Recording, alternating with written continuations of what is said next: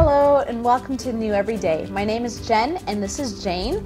And on today's show, we're in session 3 of Money Matters. So stay tuned.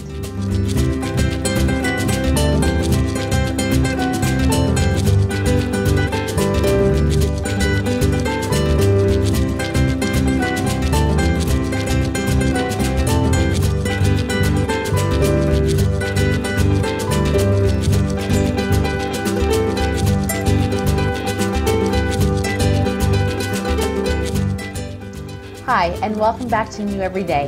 And we are here with our friend Jane, who is in the financial industry, and she's been giving us some really great financial advice, godly financial advice, as far as how do we get out of debt. And so we ended it off last week with, we took account of all of our spending. Then we figured out what the needs and the wants were. And then, so here we are. How do I actually pay my bills? Like, how do I actually, I get my paycheck now, and I figured out that this much money is going to Tim Hortons or to Dunkin' Donuts, and this much money is going, I stop at Walmart on the way home and pick up the chicken or whatever. So I'm like, okay, I've cleared through. I might even say I don't really need to get a new pair of clothes, like a new outfit every month. Okay, so I figured out what the needs and wants are, what the discretionary stuff is. Here's my paycheck. How do I actually get out of debt? Like, how do I actually order things? That's a great question. And so now I'm going to speak strictly to believers right now. The order of things is you start by tithing. What does tithing mean? I know what tithing means. I'm a pastor. Like, wow, okay. I was raised from a very small age to tithe. But for those of you that are brand new believers, or even, and this is strange because I have heard of some people who do not believe in God, but they still tithe, like they still give a portion of their money because they feel like they should. So if I was to say to you, I love the fact that I'm the pastor and I get to ask these questions. If I was to say to you, tithe, what are you talking about? How would you explain that? I would say tithing is the first 10% of your income. Okay. So if it's the first 10%, that means that's the line before the government takes their tax, because it's the first 10%. So it's not based on what goes into your checking account, it's on your paycheck, that amount that you actually earned from your employer before all the deductions.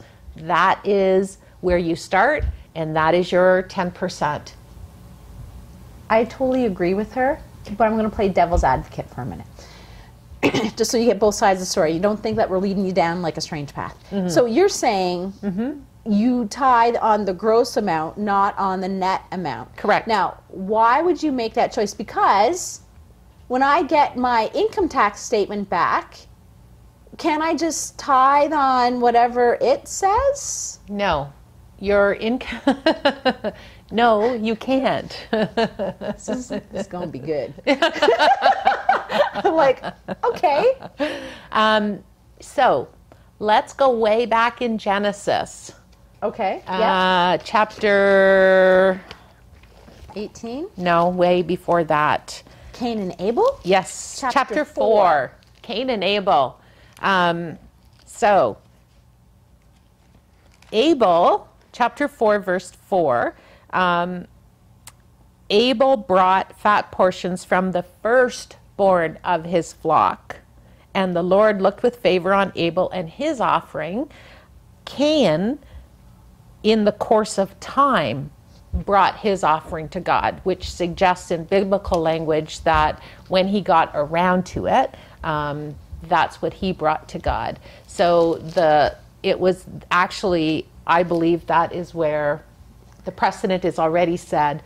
Because there's no government there. Right. So this is before the law.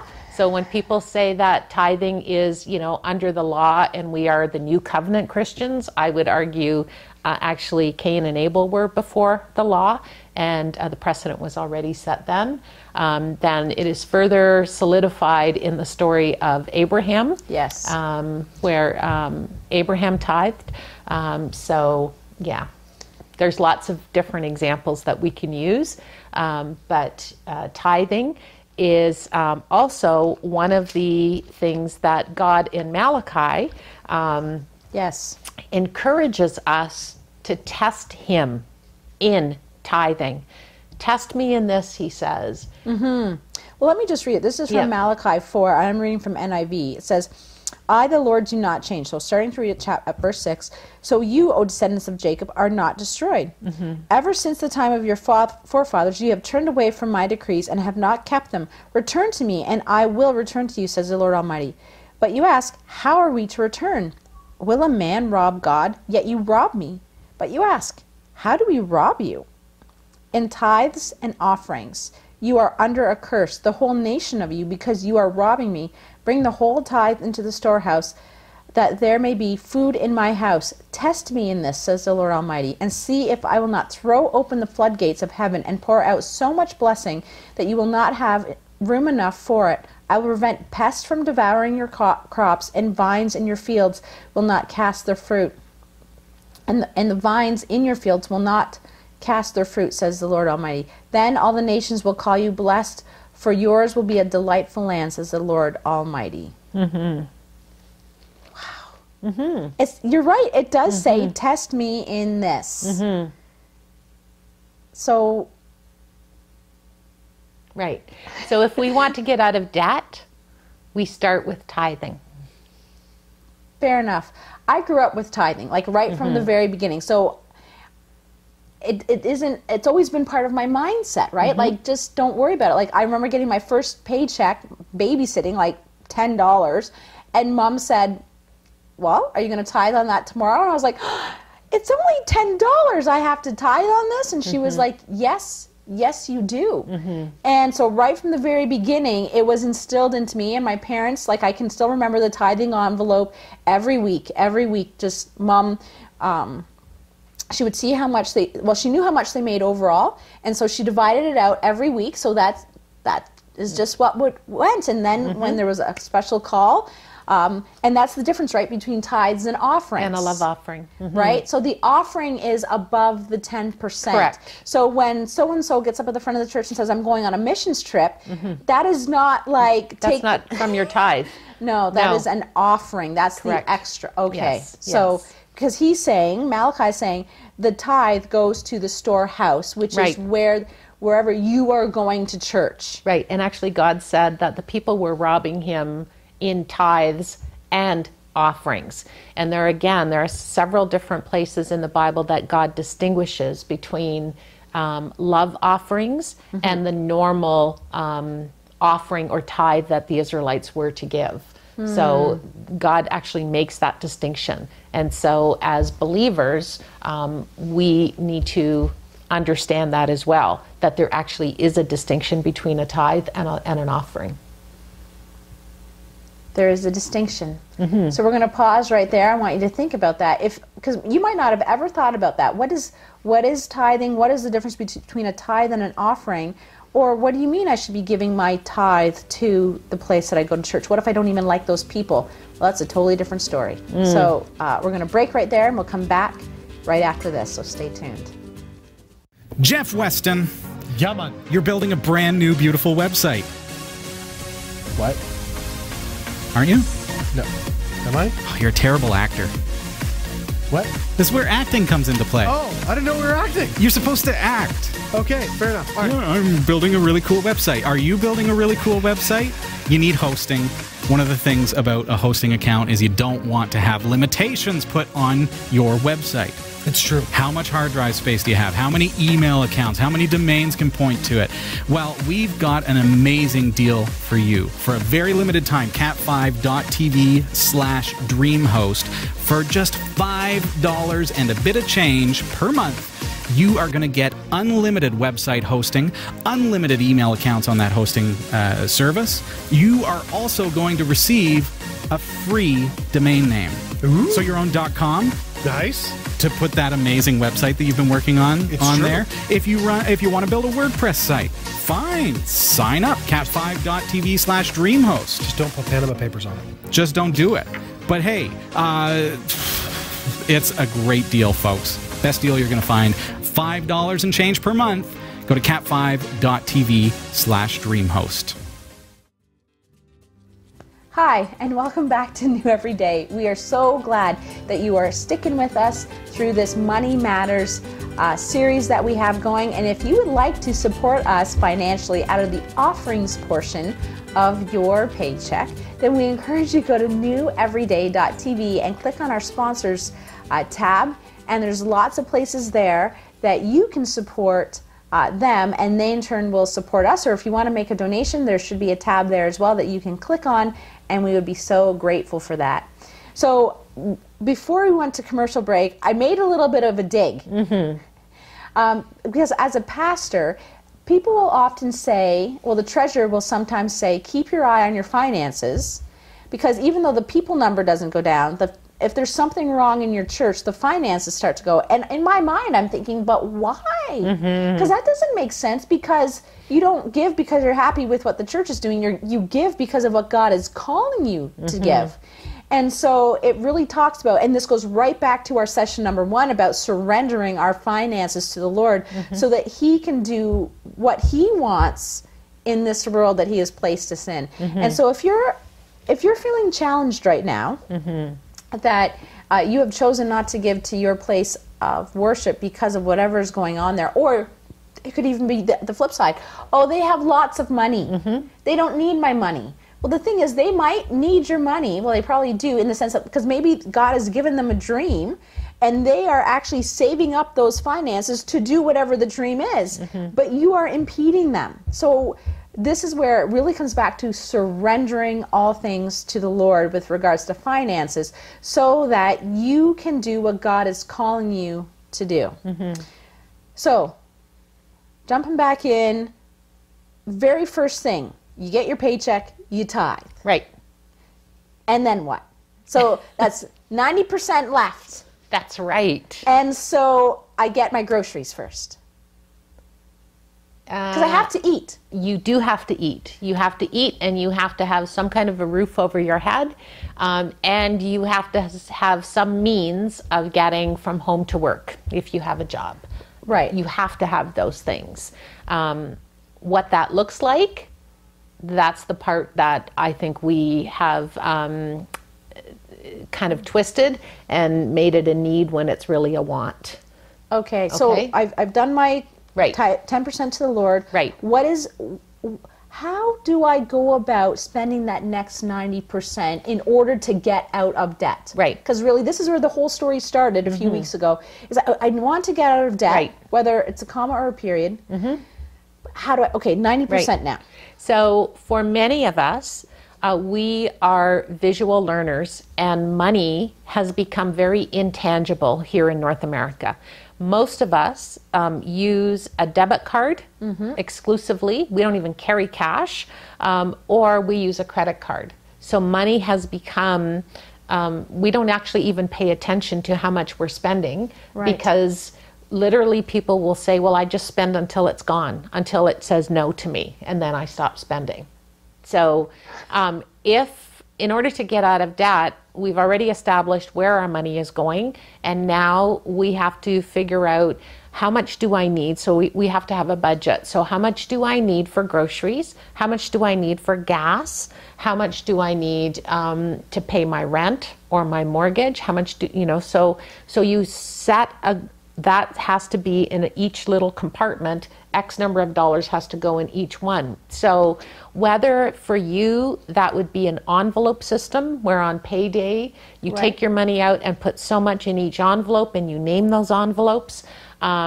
If you've ever seen or heard of a show, Till Debt Do You Part, or Till Debt Do Us Part, she uses a jar system, so it makes it even more visual, and she labels the jars, and people have to work with the cash that's in the jar in terms of this goes to here, to here, to here.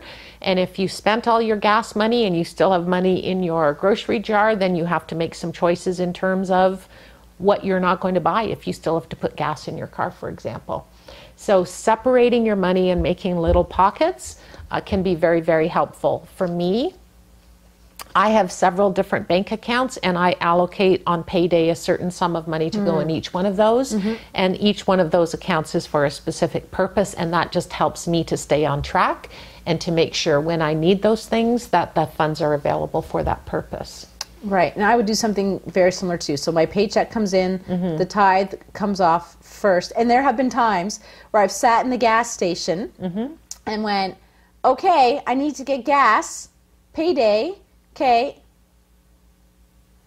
and I go into my online banking and I will tithe first before I will put my gas in the car first. So that's always the first thing, tithe goes first, and then I have a couple different accounts. One, I always take out about $250, and that's for my groceries and gas and just the living of life, general life.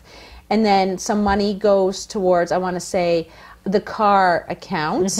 And that's not the saving up to buy a new car account, even though some money goes in. I do have an account that's the saving up to buy a new car, because in North America, cars break down. So you should be in your head thinking, I need to save up for this.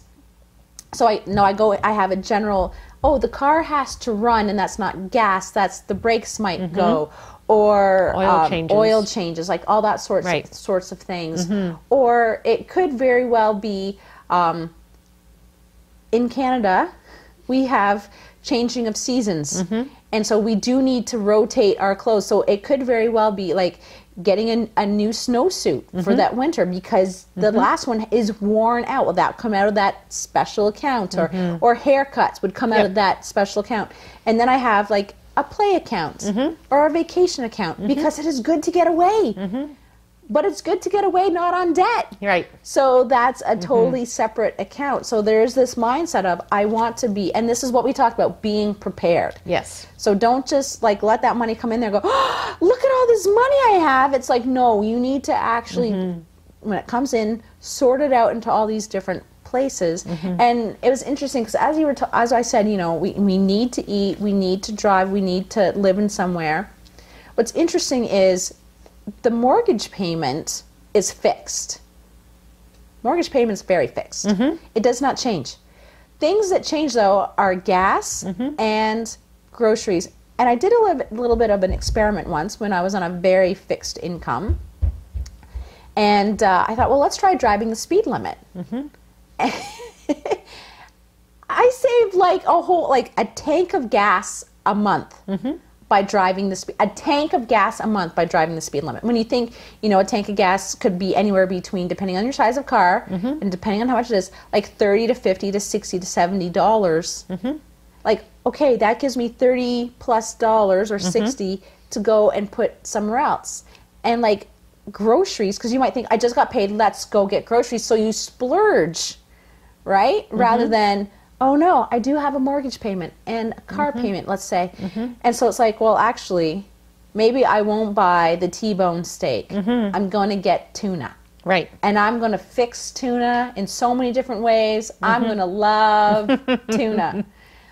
Or pasta, or, you know, whatever it is. Or I'm going to learn to make things from scratch because it's so much cheaper. Right. I can save money. And that's just one of those things where it's like, we often go for easy, not for what's best. Right. That's one thing. I mean, when you talk about, you know, going the speed limit and how that saved you a tank of gas, I would say, think for yourself, how many times do you just hop in the car to run a particular errand that perhaps you could actually do with these? And what would that look like? And that could potentially turn out to be a family outing, right? To go together, and it's healthy. And I'm just saying, I'm not saying that's true for everyone, but I'm asking you to think about that. And in terms of groceries, most of us will do one big shop, but I would ask you again to be honest and say, how much food have I thrown out? So, and if I'm throwing out food, then am I being a good steward of my money? No. And if I'm not, then how can I change that?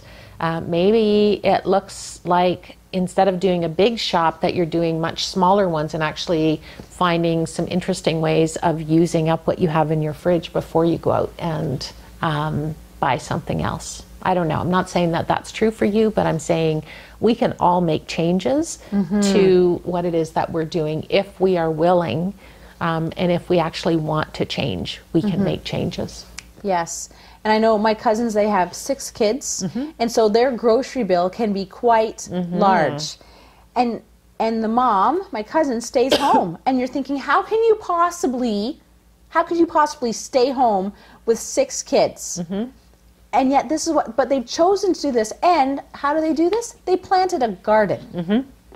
And it's very interesting because you talk to my cousin and she's like, oh, we have enough red currants to get through, the winter, and we can make jam and we can do this and and I'm like, and she's like, and potatoes, yet we had enough for seed potatoes. And I'm thinking, potatoes, like I've been to her house, potatoes go by quickly.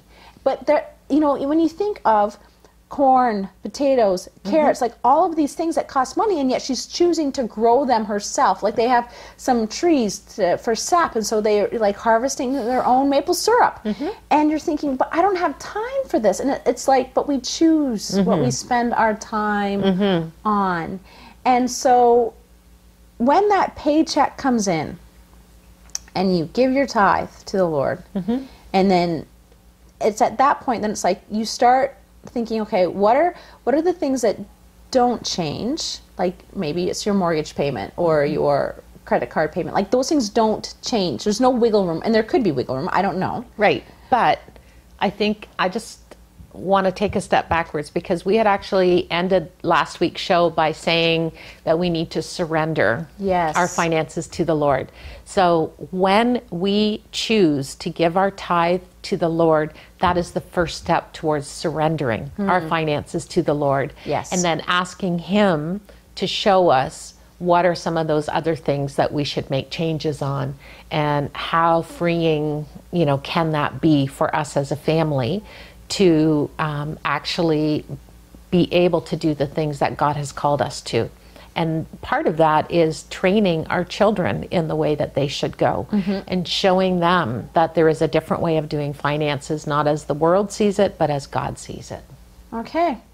So thank you so much for joining us today. And we're going to do one more show, so you got to stay tuned for next week, because we're going to answer the question, how can I make my money work for me? Right? Because we've been trying to get out of this feeling of I'm working for my money. So now we're going to ask the question, how could I get my money working for me? So thank you so much for tuning in. May God bless you this week as you try to sort out your finances and tithing and putting this perspective together. Know that you are in our thoughts. May the Lord bless you this week. See you later.